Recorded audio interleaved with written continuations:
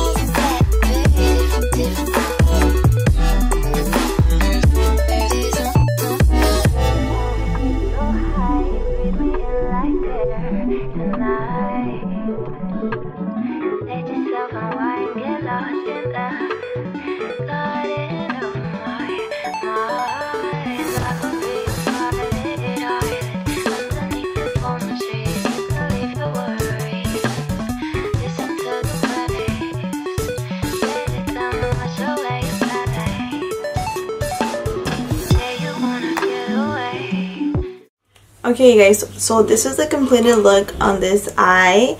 I'm not a makeup artist. I seen this on Instagram and I decided that I wanted to try it out. So this is the first time that I've done it on camera. I haven't practiced or did anything, but this is how it came out. I'm gonna do the rest of my face makeup and my eyebrows, finish this eye off and come back and finish this eye, and then I'll show you guys the finished look. Okay, so I kind of finished my eyes. I put eyelashes on, the whole shebang.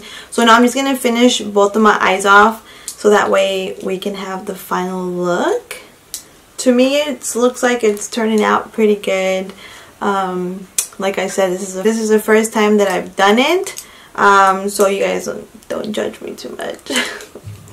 Okay, so I'm going to go back into my Morphe 350 palette. I'm going to use the first shadow in the corner to do my brow bone highlight. And I'm using an old ass Sigma brush that came out from like 2009. And then I just take my MAC brush and just blend it out. You guys let me know if any good blending brushes. I know this one's expensive from MAC, but I just bought one from NYX, but I haven't washed it yet, so I don't know how it works.